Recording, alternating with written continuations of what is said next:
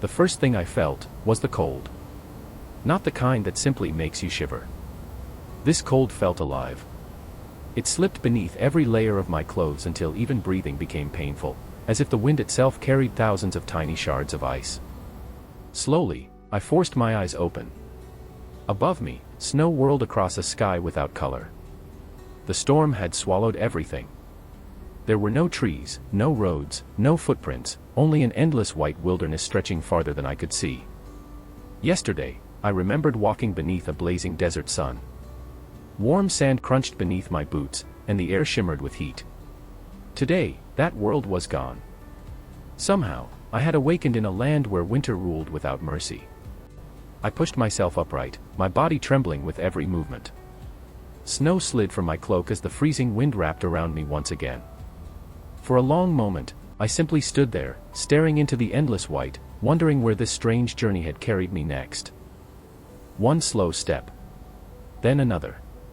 The wind grew stronger. Snow struck my face like countless tiny needles. Each breath burned inside my chest. The light never seemed to grow any closer. My legs began to tremble. My vision blurred. I reached forward, trying to keep the tiny flame in sight.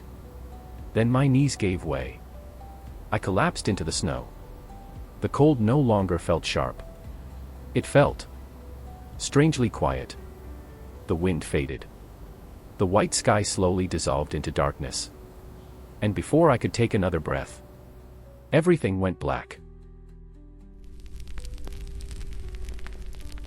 Warmth. It returned before my memories did. At first, I thought I was dreaming. The bitter wind was gone.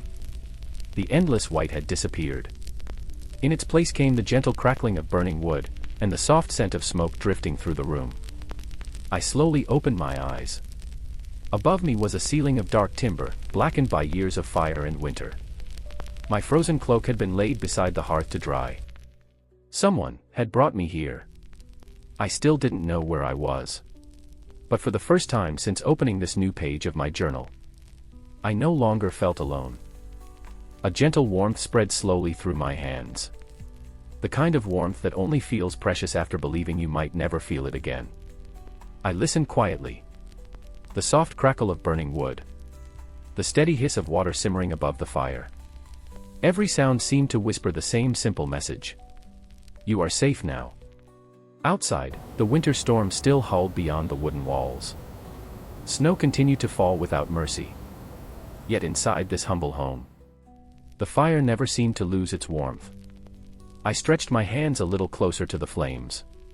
The numbness in my fingers slowly began to fade. It was such a small comfort. But after the endless white outside, it felt like finding the world again. I wasn't alone. Someone had been watching over me while I slept. I heard quiet footsteps behind me. When I turned, an elderly woman stood beside the table. She said something I couldn't understand. The words were unfamiliar. Soft. Slow. Like the sound of the wind outside. I tried to answer. But we shared no common language. For a brief moment, we simply looked at one another. Then, she smiled. Without another word, she placed a warm wooden bowl into my hands. Steam drifted gently into the air. The rich scent of herbs and broth filled the room. I didn't know her name. She didn't know mine. Yet somehow, we understood everything that truly mattered. The bowl remained warm between my hands. I did not rush to drink. After the endless cold outside, even holding something warm felt like a gift. The fire crackled softly beside me. The wind still howled beyond the walls. But somehow, it already sounded farther away. Across the room sat an old man. His beard had turned almost completely white. He spoke no words. Instead, he carefully sharpened the edge of a well-used axe. Every slow stroke against the whetstone echoed through the longhouse. His movements were calm. Practiced. The kind that only came from a lifetime of repeating the same work. When our eyes met, he simply nodded. It was enough. Near the window sat a young woman weaving wool beneath the fading daylight. Her hands never stopped moving. Thread after thread. Patiently becoming cloth. She glanced toward me for only a moment. Curiosity lingered in her eyes. Then she smiled politely before returning to her work. No questions. No fear. Only quiet kindness. The old woman placed another log onto the fire. Flames leapt higher. Warm light spilled across the room, chasing away the shadows. For a brief moment, the house felt untouched by the storm outside. Then, a dog barked beyond the walls. Moments later, heavy footsteps crunched through the snow. The heavy wooden door swung open. A rush of icy wind swept into the longhouse. Snowflakes danced through the doorway before melting beside the fire. Two broad-shouldered men stepped inside. Their cloaks were covered in fresh snow. Longbows rested across their backs. One carried a freshly caught hare. The other dropped a bundle of firewood beside the hearth. Judging by their calm expressions, this was simply another ordinary day. The old woman welcomed them with nothing more than a gentle smile. The young woman hurried over, brushing the snow from their cloaks before carrying away the day's catch. The older hunter noticed me first. His eyes lingered on my weathered cloak for only a heartbeat. Then he gave a quiet nod. The younger followed with an easy smile before placing another log onto the fire. No one asked my name. No one asked where I had come from. They simply made room for one more soul around the hearth. And for the first time since opening my eyes in this frozen land, I no longer felt like a stranger. I simply felt safe. As the last light faded beyond the snow-covered hills, warmth slowly filled the longhouse once again. The evening meal was almost ready. The rich aroma of slow-cooked stew drifted through the room, mixing with the scent of freshly baked barley bread and the gentle smoke from the hearth. Wooden bowls and cups were carefully arranged across the long table, while every member of the family quietly prepared for another evening together.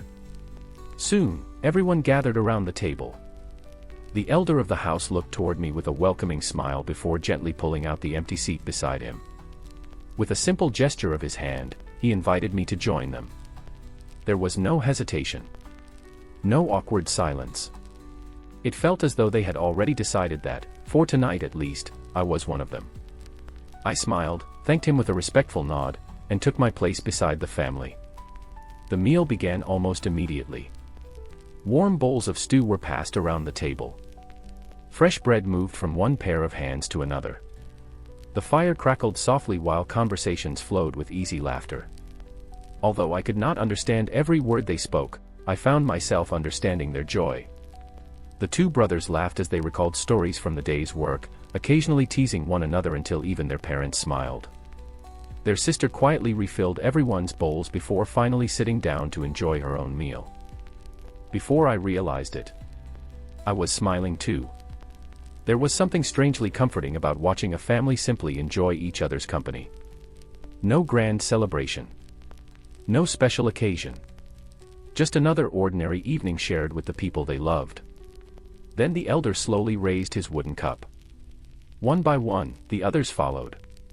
Their eyes turned toward me, their smiles warm and genuine. Without a word, I lifted my own cup. The gentle sound of wooden cups meeting echoed through the longhouse. It was only a small gesture. Yet in that quiet toast, I no longer felt like a stranger who had wandered in from the snow. For the first time since opening my eyes in this frozen world, I felt as though I had been welcomed into a home. The warmth of the evening lingered long after the cups had been lowered. No one remained seated for very long. As naturally as the meal had begun, everyone rose together. Wooden bowls were gathered. Empty cups disappeared from the table. Breadcrumbs were brushed away with quiet hands that had shared this simple routine for countless evenings before. Without anyone asking, I reached for the empty bowls beside me. The elder glanced toward me with a gentle smile before continuing his own work. His sons carried the heavier pots back toward the hearth, while the women stacked the wooden plates and wiped the long table clean. No task belonged to just one person. Every pair of hands found something to do. Before long, laughter returned once again. Someone joked softly. Another answered with a smile. Even after the meal had ended, the warmth around the table never truly disappeared. Watching them work together, I realized that this house was built from more than timber and stone. It was built from kindness, from shared burdens, and from countless ordinary evenings just like this one. Every movement carried the comfort of a routine repeated through countless winters. Then the old woman walked toward the empty space beside the hearth. She unfolded a thick fur blanket and laid it gently upon the wooden floor. With a quiet smile, she looked toward me. She never needed to say that I belonged there. Somehow, I already understood. I bowed my head in gratitude before settling down beside the warm fire. Around me, one by one, every member of the family disappeared beneath their blankets. Soon the only sounds left inside the house were the crackling fire, the slow breathing of those already asleep, and the distant wind pushing against the wooden walls. I waited until the silence had fully settled. Then I reached inside my satchel. From it, I took the small leather journal that had traveled with me through every strange land. I opened to a fresh page. The candle flickered softly beside my hand as I wrote about the people who had rescued a stranger without asking for anything in return. Their kindness needed no grand words. Sometimes, the smallest acts leave the deepest memories. When the final sentence was finished, I closed the journal with both hands and rested my palm upon its worn leather cover for a moment. Another page. Another place. Another memory preserved. I gently blew out the candle. Darkness quietly filled the room. Outside, the snow continued to fall. Inside, for the first time since arriving in this frozen land, I felt safe enough to sleep. Morning returned without a sound. The fire had already been fed, and the old hunter quietly checked the edge of his axe while his sons tightened the strings of their bows. No one hurried. This was simply how another day began. Before we left, they placed their trust in my hands. A bow. A quiver. An old woodcutter's axe. There was no ceremony, no speech, only a quiet acceptance that I would walk beside them. The old hunter never asked me to come. He simply opened the door and waited. Somehow, that was invitation enough. The warmth of the longhouse slowly disappeared behind us. Ahead lay only snow, endless pines, and a path I had never walked before. They knew these woods as though they had grown with them. Every footprint carried a story. Every broken branch meant something. I followed quietly behind, watching, listening, trying to understand what the forest was saying. Then the old hunter stopped. Without a word, he knelt beside a great pine tree. His eyes moved from deep claw marks in the bark to the fresh tracks pressed into the snow. No lesson was spoken aloud, yet I understood. The forest had its own language, and he had spent a lifetime learning how to read it. If I wished to survive here, I would have to learn that language too. That morning, I followed the four men into the forest. Until then, most of what I knew about their lives had come from inside the longhouse. The warmth of the fire. The food they placed before me. The dry place they had given me to sleep. I had accepted those things without knowing how much work stood behind them. But beyond the walls of their home, everything felt different. Nothing seemed to come easily in this frozen land. Every piece of wood had to be carried back. Every meal began with someone walking out into the cold. Even warmth had to be earned before nightfall. The men moved with the certainty of people who had made this journey many times before. I did not share that certainty. I still did not know where to step, what to look for, or how useful I could be. So I stayed close. And tried not to become another burden they had to carry. For the moment, they had allowed me to walk beside them. That was more than I had expected. The men spoke very little while they worked. At first, I thought silence was simply their habit. But the longer I watched them, the more I realized how much they understood without needing to speak. A mark in the snow could make them stop. A broken branch could change the direction they were walking. Something I would have passed without noticing could hold their attention for several moments. I saw only trees, snow, and shadows.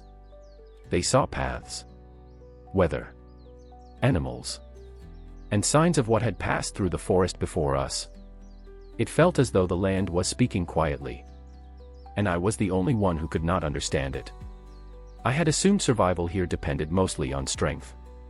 By then, I was beginning to see that strength came later. First, a person had to pay attention. So I watched their hands, their footsteps, the places where their eyes rested. I copied what I could. Not because I expected to master their world in a single day, but because I no longer wanted to remain someone who could only receive their help. The first animal we followed that day was small.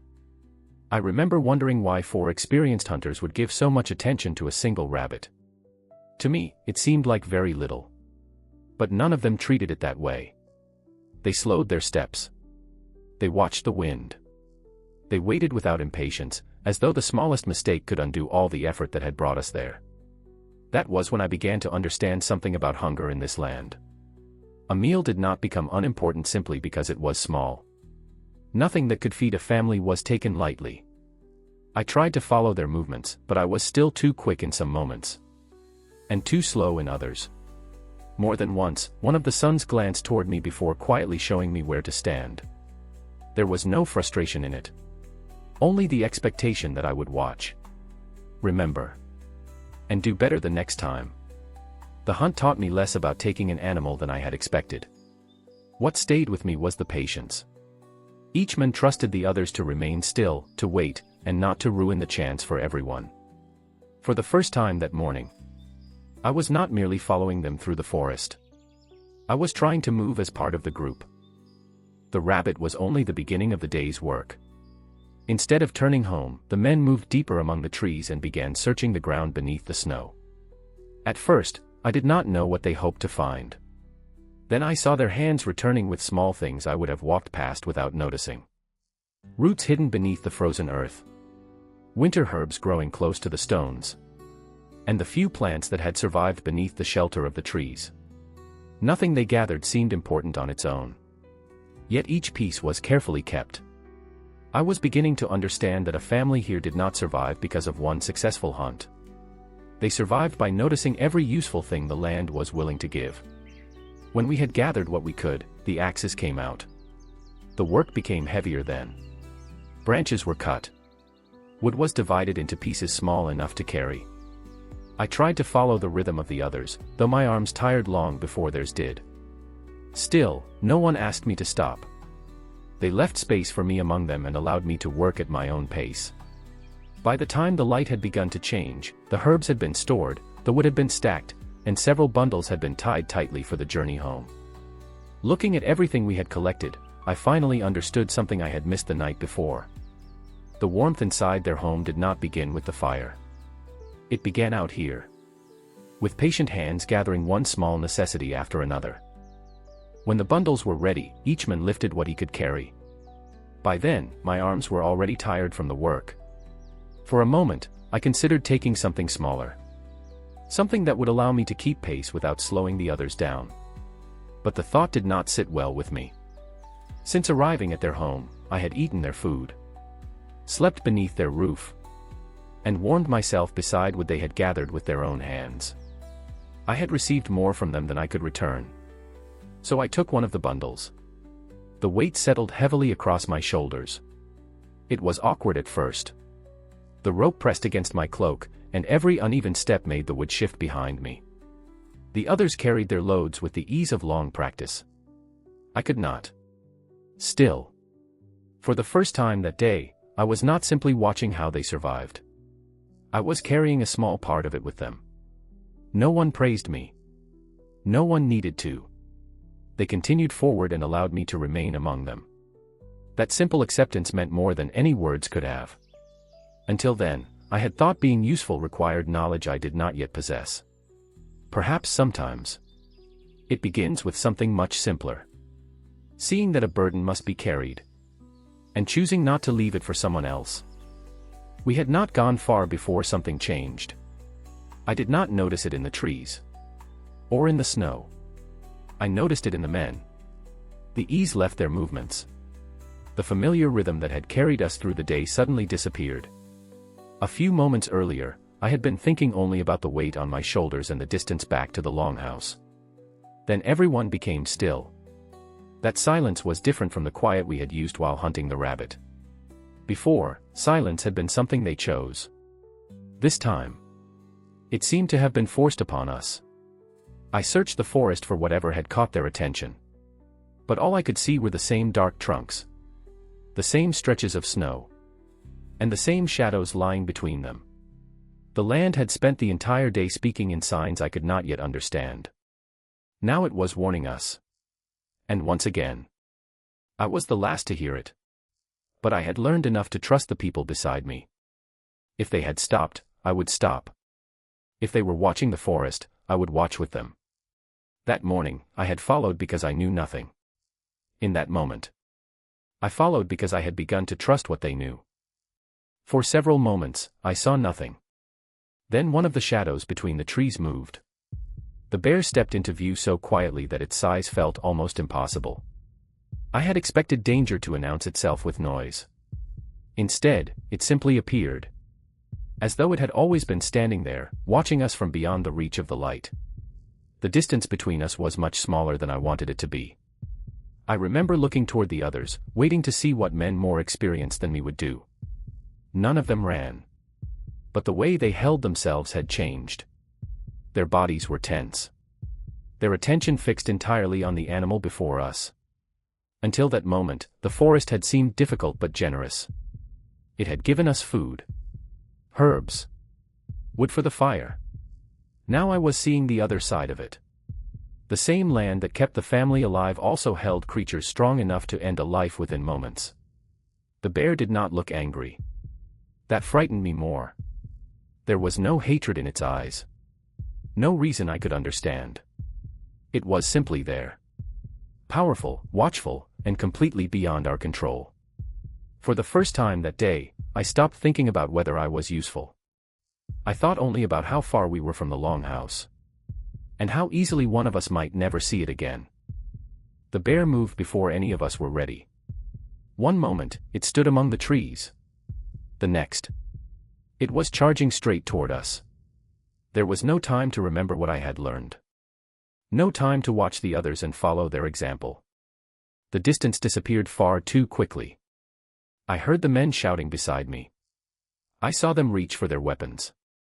But everything seemed slower than the animal coming toward us. My body wanted to move away. There was nowhere to go.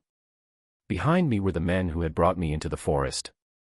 And the path that would lead us home. For one brief moment, fear emptied my mind of everything except a single thought. If I stepped aside, the bear would reach someone behind me. So I held my ground. Not because I believed I could stop it. Not because I suddenly knew how to fight. I simply raised the only thing still in my hands.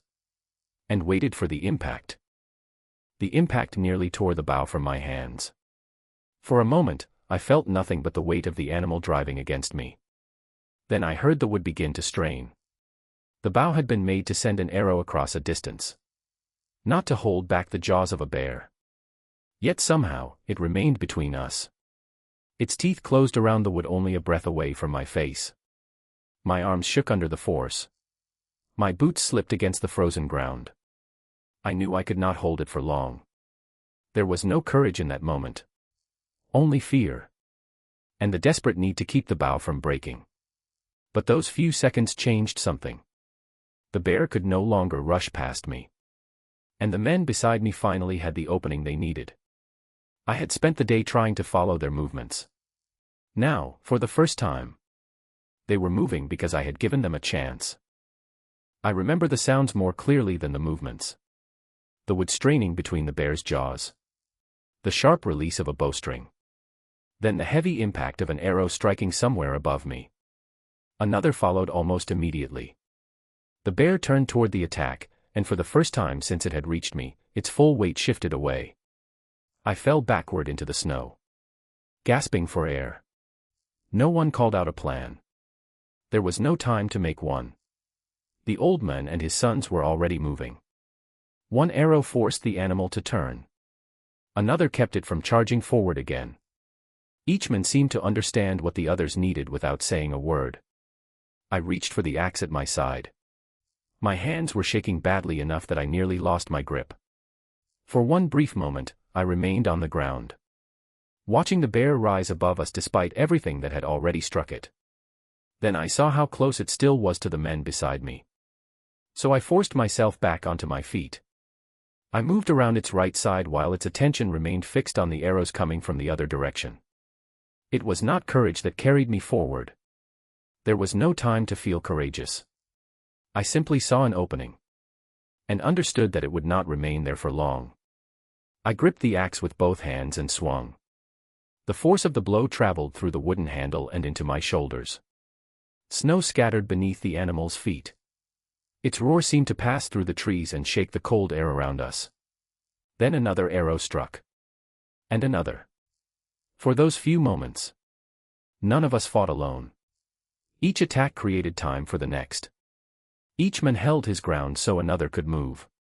That morning, I had entered the forest trying not to slow them down. Now, for the first time, I was no longer following behind them. I was fighting beside them. When the bear finally fell, none of us moved at first. Only moments earlier, the forest had been filled with roaring, shouting, and the snap of bowstrings. Then all of it stopped. The silence that followed felt heavier than the noise. I could hear my own breathing. My hands were still locked around the axe, though the danger had already passed. For several moments, I could not make them release it. I looked toward the men beside me. All four of us were still standing. That was the first thing that mattered. No one celebrated. There were no raised weapons. No cries of victory. Only tired faces looking from one man to another, making certain that everyone who had entered the forest would still be able to leave it. Until then, I had imagined survival as the moment a danger was defeated. But the men did not treat the fallen bear as proof of their strength. Once they were certain it would not rise again, their attention changed. The fear left their movements. In its place came the same calm purpose I had watched throughout the day. They approached the work with care. The hide was separated and folded. The meat was divided into portions that could be carried. The fat was collected rather than abandoned in the snow. Nothing useful was thrown away. Only a short time earlier, the animal had been something we feared. Now it would become warmth, food, and supplies for the family waiting at the longhouse. The change was difficult for me to understand at first. There was no hatred in what the men did. No pleasure in the animal's death. They worked quietly because death here was neither unusual nor meaningless. It was part of the price of remaining alive through winter. I joined them without waiting to be told. The work was slow, and my body still shook whenever I remembered how close the bear's teeth had been. But no one moved me aside. No one treated me as the stranger who had nearly been killed. They simply made room for me among them, as they had done beside the trees earlier that day. Only now, something had changed. That morning, they had allowed me to help because I was willing to learn. After the bear, they knew I would not leave them when the danger became real. By the time the work was finished, the light between the trees had begun to fade. The creature that had almost prevented us from returning home had been carefully divided into everything the household could use. Looking at the hide, the meat, and the supplies gathered beside the wood, I understood that the struggle had not ended with the final blow. Survival meant carrying something useful away from it, and making certain that nothing paid for with a life was wasted. By the time we left the forest, the light was already fading. We carried wood, herbs, the rabbit, and enough meat to help the household through the days ahead. Across my shoulders rested the bear's heavy hide.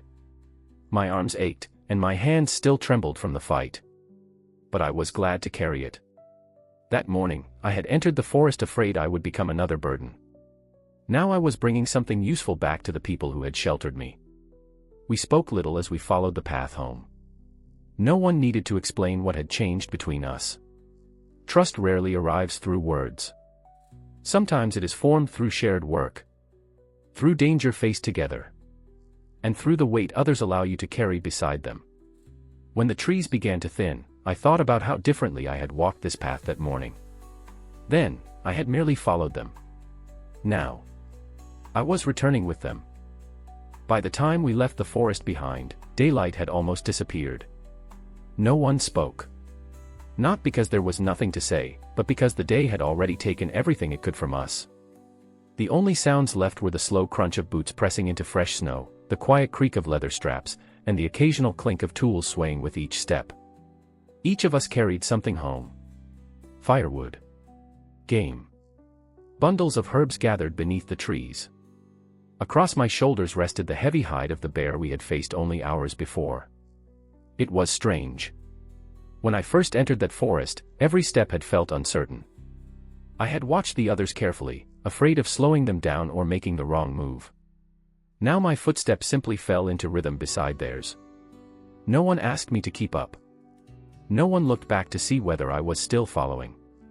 Somehow, I was already part of the line. As the trees began to thin, a warm glow appeared in the distance. The longhouse. Its windows shone softly against the snow, no brighter than a handful of candles, yet after a day beneath the cold northern sky, it was enough to draw my eyes again and again. I hadn't realized how much I wanted to see those lights until they appeared. Perhaps that is how every journey ends. Not when you reach a place, but when you find yourself quietly hoping that someone will still be there when you arrive. The old mother and her daughter were already outside when we reached the house.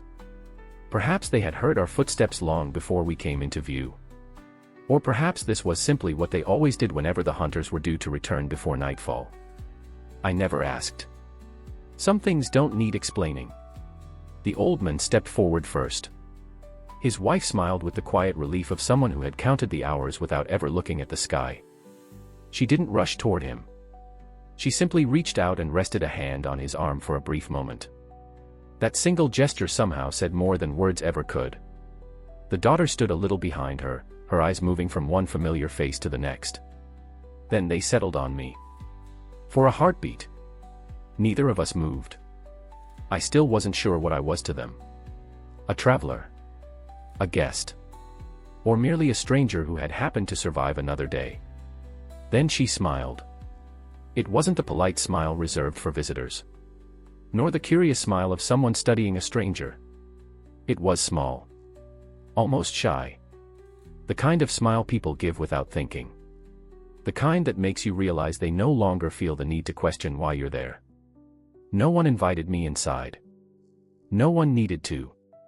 As everyone turned toward the warmth of the longhouse, I found myself walking with them without hesitation. Sometime between the snowstorm that had nearly taken my life and this quiet evening beneath the northern sky, I had stopped feeling like I was borrowing someone else's shelter. Before anyone thought about eating, there was still work to be done. The forest had been generous that day, and nothing it had given us was treated carelessly. The bundles of firewood disappeared first, stacked neatly beneath the shelter where they would stay dry through the coming nights. The game was carried inside. The herbs found their place beside the doorway, waiting to be dried. Even the bear's hide, heavy with the cold of the mountain, was stretched carefully across a wooden frame. No one gave orders. No one seemed to need them. Each person simply reached for the task they already knew belonged to them. For a moment, I stood still, watching the quiet rhythm unfold around me. There was something strangely beautiful about it. Not because the work itself was remarkable, but because everyone moved with the calm certainty of people who had done these same things countless times before. Winter, after all, did not reward hesitation. I picked up another armful of firewood and carried it toward the stack without thinking. No one thanked me. No one stopped me. The old father was busy adjusting the bear hide. The brothers were carrying the last of the meat. The old mother and her daughter were already preparing what would become tonight's meal. It was such an ordinary moment that I almost failed to notice what had changed. Earlier that morning, I had been trying not to get in anyone's way. Now, I had quietly found a place among them. Perhaps belonging doesn't arrive all at once. Perhaps it grows the way snow gathers on the rooftops. So gently that you only realize it has happened when you finally stop to look. The work slowly faded from the room without anyone needing to announce that it was over.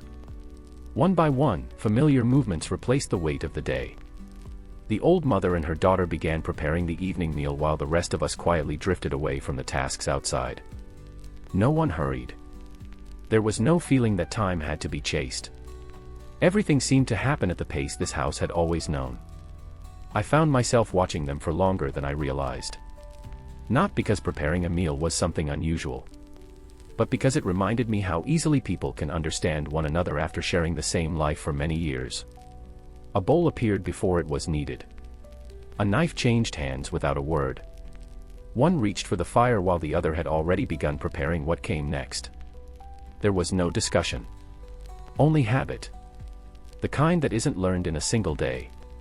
Standing there, I realized something. The forest had shown me how these people survived. But this house was quietly teaching me how they lived. We carried our bowls outside and gathered around the fire. The night air was still cold enough to sting my face, but no one seemed to mind. After a day spent in the forest, the cold felt different somehow. It was no longer something to endure. It was simply part of the evening. The fire crackled between us as everyone settled into the meal.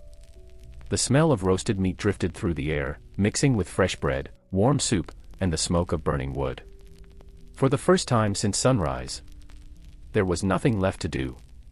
No trees to cut. No tracks to follow. No danger waiting beyond the next hill. Only dinner. Earned together. The conversation came easily. Sometimes someone laughed before finishing a sentence. Someone else answered with a grin. Even without understanding their words, I found myself smiling along with them. Happiness has a language of its own. You can hear it in laughter. You can see it in tired faces finally allowed to rest. As I looked around the fire, I realized this meal was about far more than food. It was the quiet celebration of everyone returning home together. And tonight, I had been given a place within that circle. As the evening stretched on, I found myself looking away from the fire. And up toward the sky. Above us. Ribbons of pale green drifted silently across the darkness. They moved so slowly that, at first, I wondered if they were moving at all. No one around the fire seemed surprised. From time to time, someone would glance upward. Then return to their meal as though the heavens performed this quiet miracle every winter. Perhaps they did. For me. It was the first time I had ever seen the night itself appear alive. The light made no sound. It asked for no attention. Yet it was impossible to ignore. The flames warmed our hands. The northern sky captured our eyes. Between the two, for a little while, the world felt impossibly peaceful. There are places that become unforgettable because something extraordinary happens there. And then there are places that stay with you. Simply because, for one quiet evening, everything felt exactly as it should. That night, beneath the dancing lights, I understood why people could spend an entire lifetime calling this frozen land home. Long after the fire had burned low, the laughter slowly faded into the night. One by one, everyone made their way inside. The warmth of the evening gave way to the quiet rhythm of a house preparing for sleep. Before long, the only sounds that remained were the wind outside, and the occasional crackle of dying embers. It is strange how quickly a place can begin to feel familiar. Just this morning, I had awakened in a world where every face was unknown. Every path led somewhere I had never been. Every step carried uncertainty. Yet tonight, I found myself riding beneath the roof of people who had expected nothing from me, and still chose to share their fire, their food, and their home. I still do not know why I was brought here. I do not know how long this journey will last. Perhaps tomorrow will lead me somewhere beyond these mountains. Perhaps it will not. But for tonight, I am grateful that my footsteps ended here. If these pages survive longer than I do, I hope whoever reads them understands this. History is remembered for its kings, its battles, and its great monuments. But the heart of every age has always belonged to ordinary people, sharing ordinary evenings, beneath extraordinary skies. I closed the journal. The candle flickered once. Outside, the northern lights were still dancing above the sleeping world.